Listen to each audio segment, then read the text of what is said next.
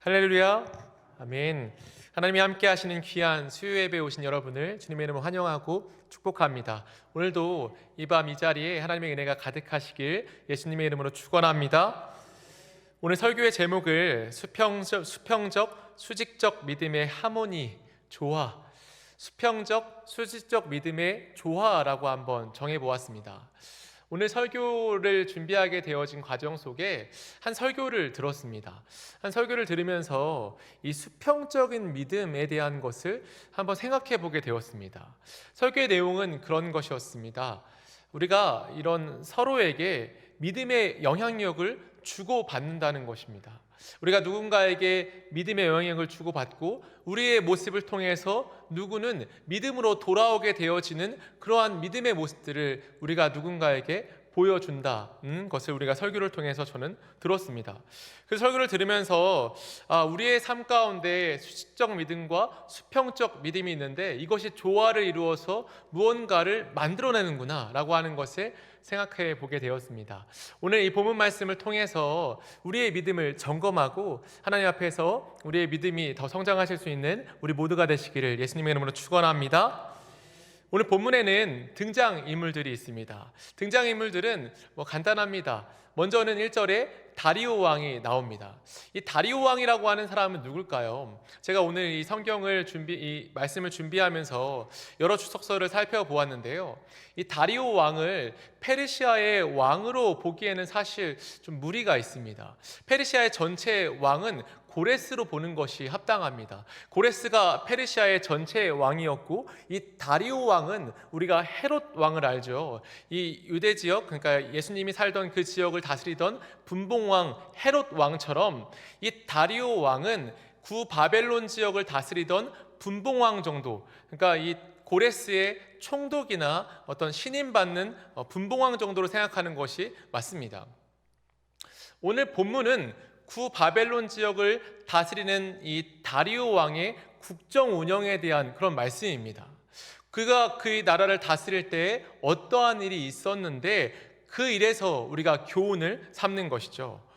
오늘 본문 1절은 고관 120명을 세웠다. 다리오가 자기의 뜻대로 고관 120명을 세워 전국을 통치하게 하였고 2절에 보면 그들 위에 총리 셋을 두었으니 그 중에 하나가 다니엘이었다라고 말하고 있습니다.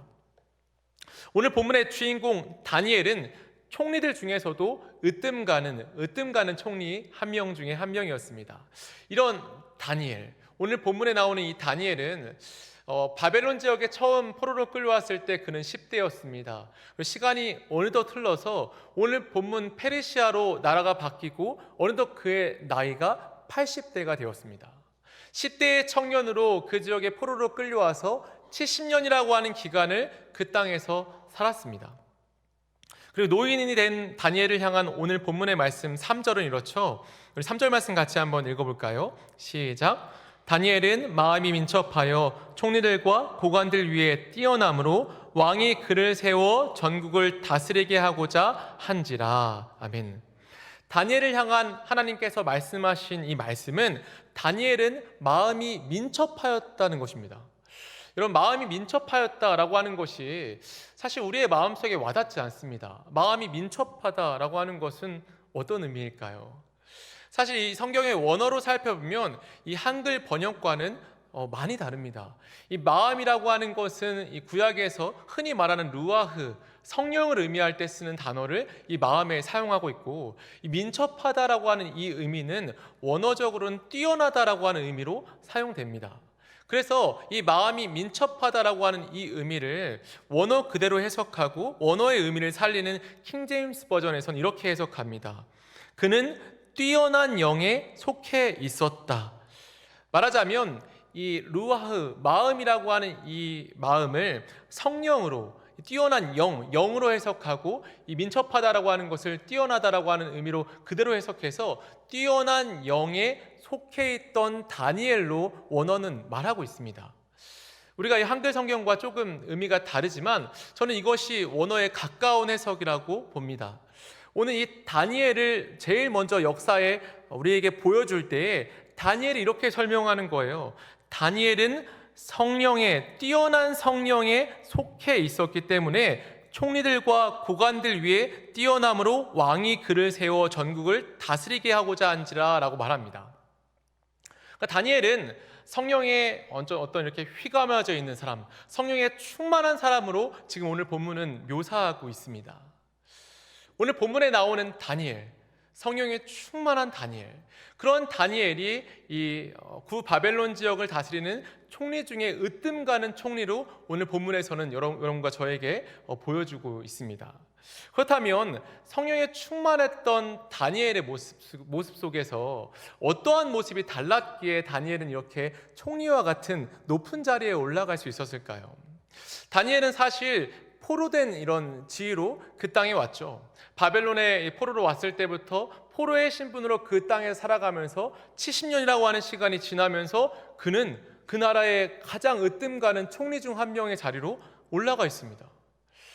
다니엘이 물론 이 성령에 속해 있고 성령께서 함께 하셨기 때문이기도 하지만 우리가 역사를 거슬러 보면 하나님께서 이 다니엘뿐 아니라 포로로 간 백성들에게 하신 전체를 향한 말씀이 있음을 우린 기억해야 합니다.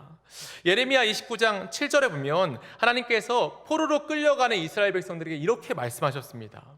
너희는 내가 사로잡혀 가게 한 그 성읍에 평안을 구하고 그를 위하여 여호와께 기도하라.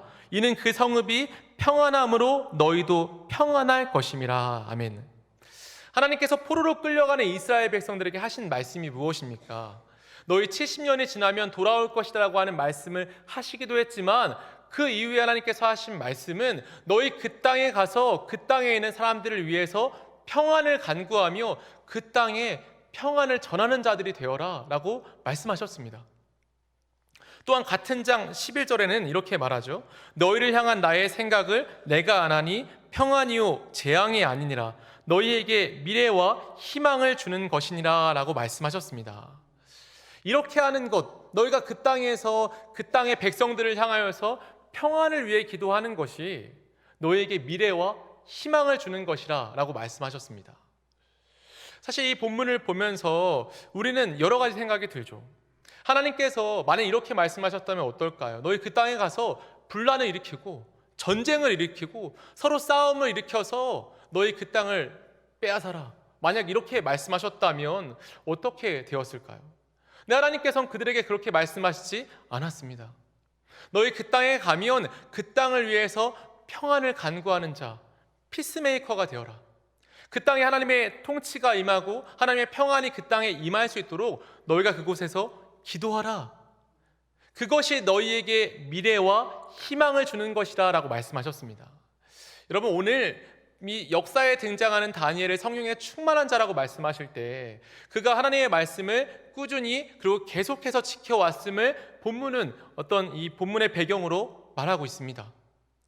다니엘은 그 땅에서 70년이라는 기간 동안에 그 땅의 평안을 위해서 열심으로 간구했습니다. 하나님께서 이 땅에 평안을 주시기를, 이 땅에 하나님의 샬롬이 임하기를 기도하였고 하나님은 그 기도를 들으사 그를 그 땅에 총리되는 높은 자리까지 세워주셨음을 우리는 이 본문을 통해서 기억해야 합니다. 그러므로 사랑하는 충신의 성도 여러분, 우리가 오늘 이 본문을 보면서 한 가지 생각해 볼 것이 있죠. 우리가 어느 곳에 속해 있든지 우리의 가정이든 우리의 직장이든 우리가 속해 있는 곳에 그곳의 사람들을 위해서 기도해야 되는 것은 우리 그리스도인들의 직무입니다. 우리 회사의 사장, 또한 우리 회사의 상사, 우리 회사의 임원들, 혹은 우리의 가족들의 이 가족 구성원들, 그 회사에 기도하는 한 사람, 또한 가정에 기도하는 한 사람이 있다면 그 가정은 평안하게 될 것입니다. 오늘 다니엘이 우리에게 가르쳐주는 것은 그의 평생에 나는 이 땅에 평안을 위해서 간구하였고 그렇게 간구한 결과 그 땅에 하나님께서 가장 높은 총리직으로 나를 세우셨다라고 하는 것을 우리에게 말씀하고 있습니다. 그러므로 여러분들이 속한 그 공동체에 또 여러분들이 속한 그 가정에 평안을 간구하는 등불과도 같은 역할을 감당하실 수 있기를 예수님의 이름으로 축원합니다. 다니엘은 그렇게 인정받았죠. 다니엘은 하나님의 말씀을 신실하게 따름으로 그곳에서 총리의 역할을 감당하게 되었습니다. 그런데 그러한 하나님의 말씀을 따라가는 그 다니엘을 미워했던 존재가 있었어요. 그 존재가 바로 마귀이죠. 마귀는 하나님의 뜻대로 행하는 다니엘을 미워했습니다. 그래서 그 고관들과 총리들의 마음속에 시기하는 마음을 불어넣습니다. 그리고 그들로 하여금 다니엘을 모욕하게끔, 다니엘을 끌어내리게끔 하는 모략을 짜게 합니다. 그래서 그들이 하는 행동이 무엇일까요? 4절 말씀 한번 같이 읽어볼까요? 한번 같이 읽어보겠습니다. 시작. 이에 총리들과 고관들이 아무 근거, 아무 허물도 찾지 못하였으니 이는 그가 충성되어 아무 그릇됨도 없고 아무 허물도 없음이었더라. 아멘. 이제 이들이 다니엘이라고 하는 한 사람, 이 총리를 끌어내리기 위해서 먼저 그에게 한 것은 국사에 대한 부분입니다. 그의 국정 운영에 대한 어떤 흠을 찾으려고 해보았습니다.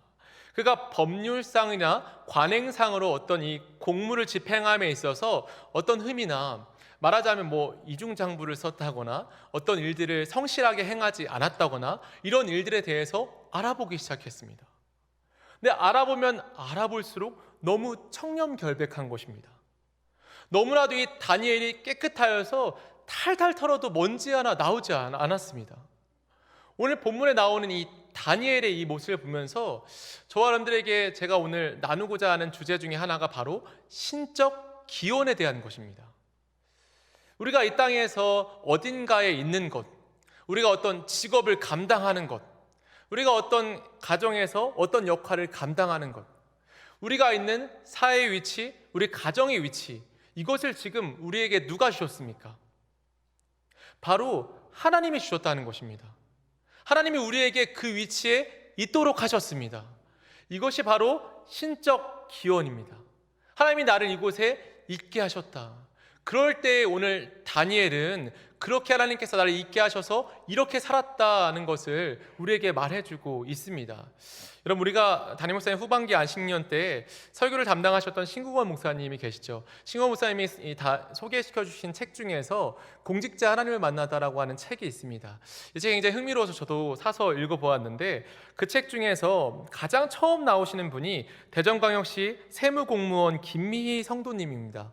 이분에 대한 이야기의 책의 일부 중에서 이런 내용이 있습니다. 크리스천 세무 공무원으로서 믿지 않는 사람과 다른 점은 언제나 하나님이 나와 함께 하시고 나를 지켜주신다라는 믿음이 있다는 것이다. 이런 믿음이 있기에 나는 지금까지 두려움 없이 민원을 대할 수 있었다. 민원을 대하는 원칙은 법이 허용하는 범위 안에서 모든 방법을 다 찾아서 민원인을 도와주자이다. 그렇게 원칙을 정한 이유는 예수를 믿는 사람으로 긍휼의 마음으로 사람을 보고 민원 해결을 위해 최선을 다하자는 생각 때문이다. 여러분, 우리가 어느 곳에 있든지 하나님께서 나를 이곳에 불렀다라고 하는 이 신적 기원을 갖고 있는 사람은 삶의 모습이 다릅니다. 오늘 본문의 이 다니엘도 왜 달랐을까요? 왜 그를 아무리 털어보아도 먼지 하나 나오지 않았을까요? 하나님께서 그를 그곳에 그 자리에 세웠다라고 하는 것을 너무나도 절실히 알았기 때문입니다. 다니엘은 항상 하나님이 나를 이 자리에 세워주셨지, 하나님께서 나에게 이 일을 맡겨주셨지, 내가 하는 일은 사람을 위한 일이 아니라 하나님을 위한 일이라고 하는 것을 알았다는 것을 항상 알았습니다. 그래서 다니엘이 이 일에 대해서 이야기할 때 4절에 무엇이라 말하냐면 이는 그가 충성되어 아무 그릇됨도 없고 아무 허물도 없었다라고 말합니다. 그가 누구에게 충성되었습니까? 우리가 단번에 알죠? 그는 사람에게 충성했습니까? 아닙니다. 그는 하나님께 충성했습니다. 사람의 기준이라고 하는 저급한 도덕적 기준이 아니라 하나님께 충성이라고 하는 그 고귀한 도덕적 기준을 가지고 살았더니 그의 도덕적 기준은 사람의 기준에서 아무런 흠도 아무런 허물도 찾을 수 없는 그러한 모습이 보여진 것입니다. 사랑하는 충신의 성도 여러분, 하나님께서 여러분들을 지금 있는 그 자리에 부르셨습니다. 아멘이십니까? 하나님이 여러분들을 그 자리에 부르셨고 그 자리에서 그 일들을 해나가게 하셨습니다. 그러므로 우리가 하고 있는 그 일이 교회에서나 직장에서나 가정에서나 내가 하고 있는 이 일이 부족해 보이고 내가 어쩌면 내가 더 큰 사람인데 작은 일을 하고 있고 혹은 난 작은 사람이 더 큰 일을 하고 있고 이러한 부족함을 느끼는 일이라 할지라도 하나님께서는 우리에게 그 일을 맡기시기를 기뻐하셨고 그 일을 함으로 우리는 하나님께 영광을 올려드립니다. 그러므로 하나님께서 나를 이 자리에 부르셨다라고 하는 마음으로 최선을 다하시며 하나님이 우리에게 주시는 그 거룩한 기준에 따라서 하나님과 동행하실 수 있기를 주의 이름으로 축원합니다. 우리의 삶 가운데 이 정직이라고 하는 삶의 방식으로 살아가는 것은 그러므로 참 중요합니다.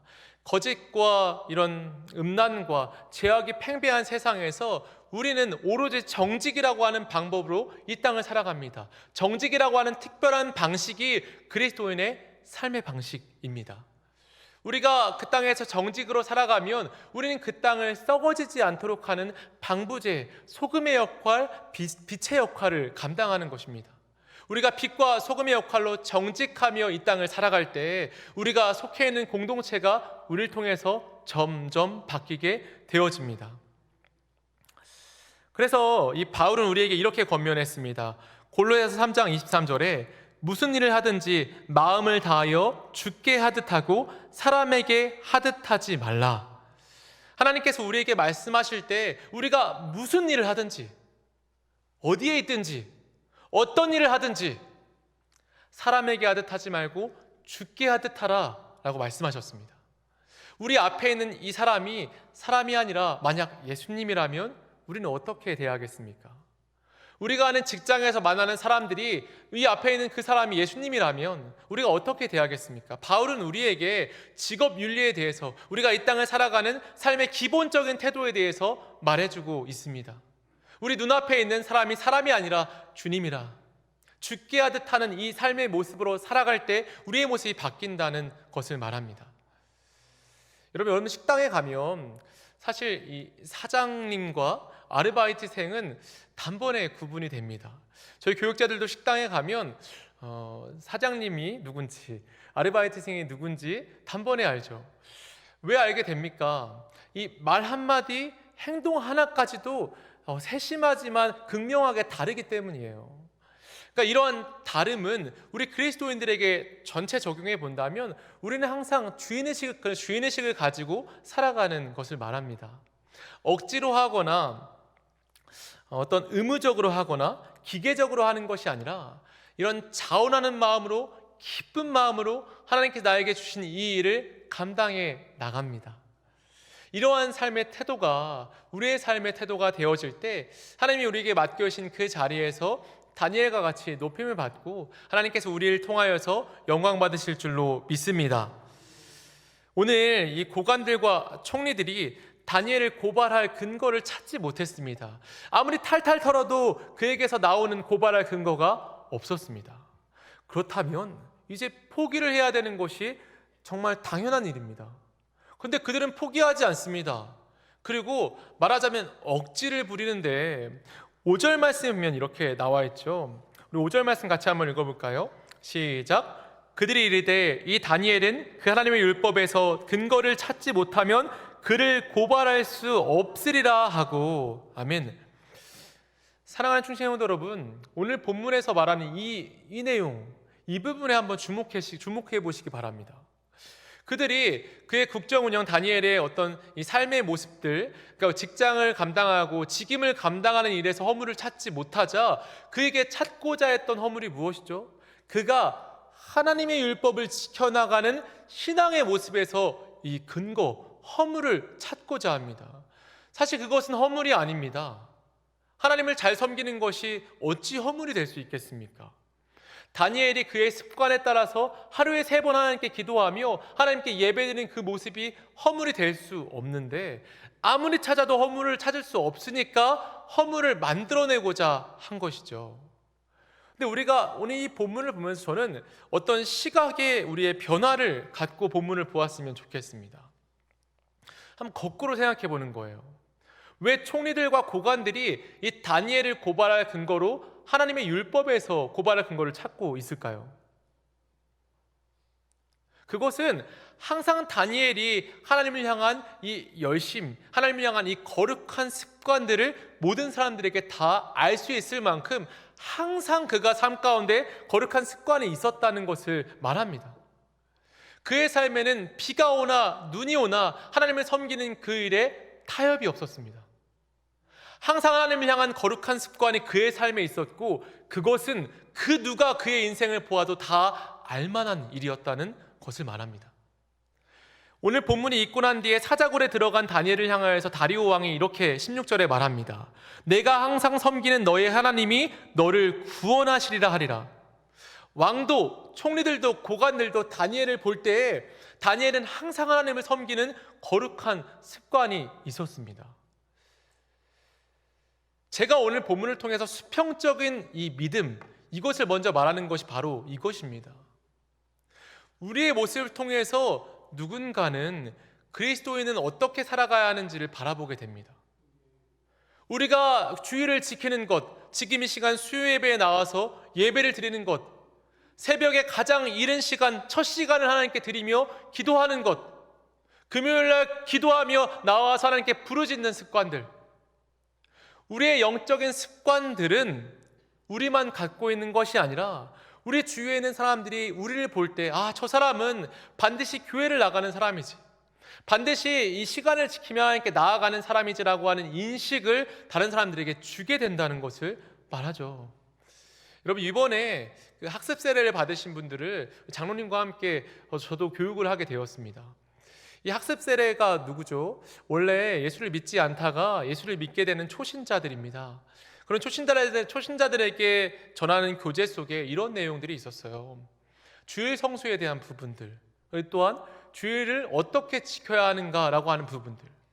주일 성수에 대한 이 문답은 이렇습니다. 주일을 어떻게 지켜야 됩니까? 정말 거룩하고 빠짐없이 이 주일을 절대적으로 지켜야 한다라고 하는 문답이 있었고, 주일을 지킬 때 어떻게 해야 합니까? 멀리 여행을 가거나 어떤 이 주일을 경히 여기는 일들을 하지 않고 오락을 금하며 주일을 지켜야 한다라고 하는 것을 공부했습니다. 사실 그 부분을 전달하면서 저도 우리 모두도 한번 생각해 봐야 된다라는 생각이 들었습니다. 여러분, 우리가 이 코로나 시기를 겪으면서 우리에게 가장 두드러지게 나타나는 변화가 무엇입니까? 이 주일을 정말 거룩하고 또한 이 주일을 지켜야 된다라고 하는 우리의 이 마음의 중심, 이 다니엘과 같은 이 거룩한 습관이 오염되진 않았습니까? 국가에 의해서 어떤 방침에 의해서 교회를 못 가게 되어지는 기간이 한 주, 두 주, 한 달, 두 달, 세 달 이렇게 되어지는 모든 과정 속에서 우리가 주일을 지켜야 된다라고 하는 그 절대적인 신앙의 기준, 이것이 흔들리진 않았습니까? 저는 그래서 학습 세례 받으신 분들에게 이렇게 말했습니다. 이제는 우리가 신앙을 지켜나갈 때 하나님 앞에 나아가면 가장 크게 받는 상이 개근상일 것입니다 라고 말했습니다. 하나님 앞에 나아갔을 때 주일을 정말 잘 지키고 예배를 잘 지키며 하나님께서 우리에게 주시는 이 예배의 기준을 지켜나가는, 이런 거룩한 습관을 지켜나가는 그 모습이 하나님 앞에 나아갔을 때 가장 큰 상급을 받을 수 있는 모습일 것이라 그렇게 말했습니다. 여러분, 그렇지 않겠습니까? 우리가 이 땅에 살아가면서 오늘 다니엘과 같은 모습이 우리에게 있는지, 우리에게 거룩한 습관에 대한 그 고집들이 있는지, 예배에 나가는 것과 타협하는 것들이 많아지고 있지는 않은지를 우린 돌아보아야 합니다. 우리의 모습을 통해서 누군가는 저 사람은 정말 예수를 믿는 고귀한 믿음, 정말 강직한 믿음을 갖고 있어. 어떤 그 시간에 없다면 저 사람은 교회에 갔을 거야. 예수님을 믿는다고 하는 것은 그렇게 시간을 지키며 하나님께 나아가는 모습이구나 라고 하는 이 모습이 우리 안에 있는지, 다니엘의 이 모습을 통해서 다른 고관들이 고발할 근거를 이것으로 찾았다면 이 다니엘을 향한 이 강직하고 정말 견고한 믿음이 있었던 것입니다. 다니엘은 만약 이 왕에게 절을 하라라고 하는 금령을 세우면 그는 그럼에도 불구하고 하나님께 기도하는 그 모습이 있을 것이다라고 하는, 되돌아보면 그러한 믿음이 이 모든 사람들에게, 이 다니엘을 보는 모든 사람들에게 있었다는 거죠. 수평적인 믿음이 그 모습을 통해서 영향력들이 펼쳐지고 있었다라고 하는 것을 말합니다. 여러분, 오늘날을 살아가는 우리에게 이 다니엘은 엄청난 경각심을 줍니다. 우리에게 이런 거룩한 습관들이 있는지, 정말로 하나님께서 우리를 보실 때 뭐라 말씀하실지. 마가복음 8장 38절 이런 말씀이 있죠. 누구든지 이 음란하고 죄 많은 세대에서 나와 내 말을 부끄러워하면 인자도 아버지의 영광으로 거룩한 천사들과 함께 올 때에 그 사람을 부끄러워하리라. 우리가 예수님의 말씀을 오해하면 안 되는 부분이 있습니다. 바리새인들을 향하여서 예수님께서 외식하는 자들이라고 하면서 그들을 굉장히 질타했습니다. 근데 이 바리새인들의 특징들을 잘 살펴보면 그들은 사람들이 많이 다니는 시장역이나 예배당으로 가는 성전 문 같은 곳에서 기도하거나 구제하거나 금식하였습니다. 이 말은 반대로 말하면 사람들이 보지 않는 곳에서는 하지 않았다는 것입니다. 근데 예수님께서 우리에게 이렇게 말씀하시는 건 어떤 의미죠? 사람들에게 보이는 것뿐 아니라 보이지 않는 곳에서도 하나님을 향한 강직한 신앙의 습관들이 너희들에게 있어야 한다라고 하는 것을 예수님은 말씀하셨습니다. 우리의 삶에 그 누구도 빼앗을 수 없는 하나님을 섬기는 강직한 거룩한 습관, 이것을 예수님께서 우리에게 가르쳐 준 것입니다. 사랑하는 충신 성도 여러분, 여러분의 삶 가운데도 이런 거룩한 습관들이 회복되어질 수 있기를 예수 그리스도의 이름으로 축원합니다. 예배 시간을 목숨과 같이 지키고 이 주일을 지키는 것을 정말 내가 그 무엇과도 타협할 수 없다. 이 주일은 꼭 지키며 하나님 앞에 이 예배드리는 이 시간들은 하나님과 만나는 시간이다. 그 무엇과도 바꿀 수 없는 정말 고귀한 시간이다라고 하는 그러한 마음의 중심이 있을 때 오늘 다니엘과 같이 우리의 주위에 있는 사람들에게 수평적인 믿음을 전달하며 믿음의 신앙의 본보기의 삶을 살 수 있습니다. 그러한 모습들이 정말 우리 안에 있기를 정말 소망합니다. 제 안에도 여러분들 안에도 이러한 중심이 회복되어져서 오늘 다니엘과 같은 이 말씀을 우리의 삶 가운데 들으시기를 주의 이름으로 다시 한번 축원합니다. 근데 오늘 본문에서 이 다니엘의 거룩한 습관은 오히려 큰 위기의 순간이 옵니다. 하지만 우리가 언제나 알아야 되는 것은 위기는 곧 기회라는 뜻입니다. 위기가 왔을 때 기회입니다. 위기가 왔을 때에는 우리의 신앙의 모습, 진면목을 보일 때가 온 것이죠. 오늘 본문에서 다니엘에게 이러한 위기가 왔습니다.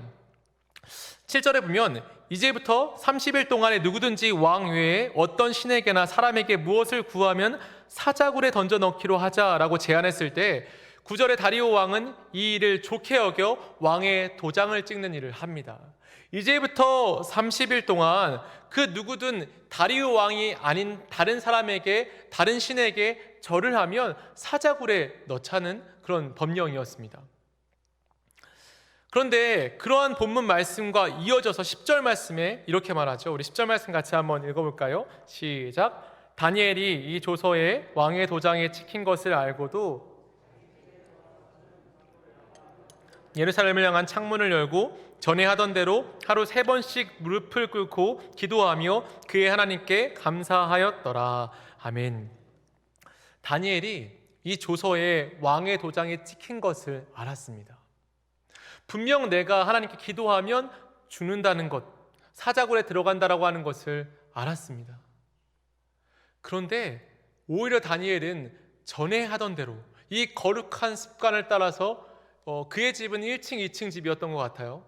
1층에서 기도하면 그 누구도 보지 않고 하나님과의 관계 속에 그냥 조용하게 기도할 수 있었음에도 불구하고 그는 2층으로 올라가고 2층으로 올라간 것에서도 끝나지 않고 창문을 열고 예루살렘을 향하여서 기도하였습니다. 그의 수직적인 이 믿음, 하나님을 섬겼던 강직한 이 믿음이 그의 위기 속에서 드러났습니다. 그러니까 이 모습을 보면서 우리는 정말 이 강직한 다니엘의 신앙의 모습을 볼 수 있습니다. 그리고 우리가 이 모습을 보면서 여러분들 주목해야 되는 부분이 있어요. 이 본문 이 10절에도 보면 전에 하던 대로 하루 3번씩 무릎을 꿇고 기도하며 그의 하나님께 감사하였더라라고 하는 부분이 나옵니다. 이 이후로 이 다니엘의 신앙에 대해서 이런 부분이 많이 나옵니다. 그의 하나님께 감사했다. 또한 다리오 왕이 말할 때도 내가 항상 섬기는 너의 하나님. 그리고 그 다음 11절에도 이렇게 말해요. 그 무리들이 모여서 다니엘이 자기 하나님 앞에 기도하며 간구하는 것을 발견하고, 모든 본문, 그 뒤로 이어지는 모든 본문에서 다니엘의 이 신앙을 이야기할 때 오히려 하나님께서 말씀하시는 것은 이것입니다. 이 하나님이 누구냐? 다니엘의 하나님이었다는 것을 말하는 것이죠. 다른 분의 하나님이 아니라, 너의 하나님이 아니라 나의 하나님이었다라고 하는 것을 다니엘을 통해서 말해주고 있습니다. 저는 여러분, 오늘 이 본문을 보면서 이 수평적인 믿음과 수직적 믿음의 하모니가 바로 이것이라 생각합니다. 나의 하나님을 고백하게 되는 것입니다. 나의 하나님을 우리의 신앙에서 나타내는 것입니다. 여러분, 다윗은 시편 94편 22절에 이렇게 말했습니다. 여호와는 나의 요새이시요 나의 하나님은 내가 피할 반석이시라. 아멘. 우리의 신앙이 무엇입니까? 저는 오늘 본문을 묵상하고 또한 설교를 준비하면서 우리가 이 땅에 살아가면서 거룩한 습관을 가지고 수평적인 믿음의 영향력을 전달하고 하나님과의 수직적인 이 관계, 신적 기원을 통해서 하나님과의 관계가 깊어지면 깊어질수록 나의 하나님은 어떠한 분이신지를 더 깨닫게 되어진다는 것을 오늘 말씀을 통해서 전달하고 싶습니다. 우리의 삶 가운데 나의 하나님은 어떤 하나님이십니까? 각자 나의 하나님에 대한 내용이 다릅니다. 성경의 유수한 인물들은 성경에서 나의 하나님을 고백했습니다. 신앙의 여정을 다 살아보니까 나의 하나님은 이러한 분이구나 라고 하는 것을 깨달은 것을 말씀을 통해서 기록해 놓았습니다. 성경이 무엇이죠? 나의 하나님에 대해서 기록한 책입니다. 여러분들은 여러분들의 하나님을 어떻게 느끼고 있습니까? 이번 주에 새벽 예배에 기도하면서 그런 생각이 들었습니다. 하나님께서 나의 삶을 지금까지, 저의 삶을 지금까지 인도해 주셨고 정말 느리지만 조금씩 성장하게 하시고 또 말씀을 연구하고 전달하고 또한 이 교회에서 이 충신교회라고 하는 곳에서 참 많은 것을 배웠구나라고 하는 생각을 하면서 이 세월을 되돌아보는 시간을 가진 적이 있습니다. 여러분들의 하나님, 나의 하나님은 지금도 여러분과 저를 이끌어가고 있습니다. 우리의 하나님이 나의 하나님이 되셔서 나의 삶에 나의 하나님을 우리가 우리의 삶에 고백하게끔 하고 있습니다. 오늘 수평적인 믿음, 이 다니엘의 이런 거룩한 습관들은 수직적인 믿음으로 연결되었고 이 수평적 믿음과 수직적 믿음은 그의 삶의 조화를 하모니를 이루어서 나의 하나님이 어떠한지를 다니엘로 하여금 깨닫게 하였습니다. 여러분들 삶에도 하나님께서는 지금도 그렇게 역사하고 있습니다. 거룩한 습관을 가지고 하나님을 향한 지고한 믿음을 가지고 살아갈 때 이렇게 예배에 나오고 우리의 삶의 모습 속에서 예배라고 하는 것을 통해서 하나님께서 깨닫게 하시고 또한 삶을 살아가고 또 금요일에 기도를 하고 새벽에 기도를 하고 또한 주일이라서 주일을 지켜나가며 이러한 신앙의 여정들을 살아가면서 점점 짙어지는 것은 나의 하나님은 이런 분이구나. 나의 하나님은 나의 삶을 한 번도 포기하신 일이 없는 분이구나. 하나님은 이런 분이구나. 그 사실을 깨닫게 되어집니다. 우리의 삶에 하나님은, 지금 여러분들의 삶의 하나님은 어떤 하나님이십니까? 오늘 본문을 통해서 한번 되돌아보실 수 있길 바랍니다. 나의 하나님은 어떤 하나님이신지, 저도 이런 하나님에 대해서 묵상하며 지금 전달할 때 이 마음에 감동이 있습니다. 여러분들 그렇지 않습니까? 우리의 삶을 인도하신 그 하나님에 대한 정말 놀라운 기억들, 이것이 지금 우리의 삶을 만들었고 앞으로도 우리의 하나님, 나의 하나님은 우리의 삶을 끝까지 인도해 나가시며 너의 하나님은 이런 분이다 라고 우리에게 깨닫게 하실 것입니다. 오늘 축복하며 여러분들에게 말씀드릴 것은 앞으로도 하나님이 여러분의 삶 가운데 정말 많은 이름으로 기억되실 수 있기를 주의 이름으로 축원합니다. 그래서 우리가 훗날 자식들에게 혹은 죽음의 그 순간 나의 하나님은 이런 하나님이었어 라고 말할 때 정말 풍성하게 하나님을 고백하실 수 있는 우리 모두가 되시기를 주의 이름으로 축원합니다. 함께 기도하겠습니다.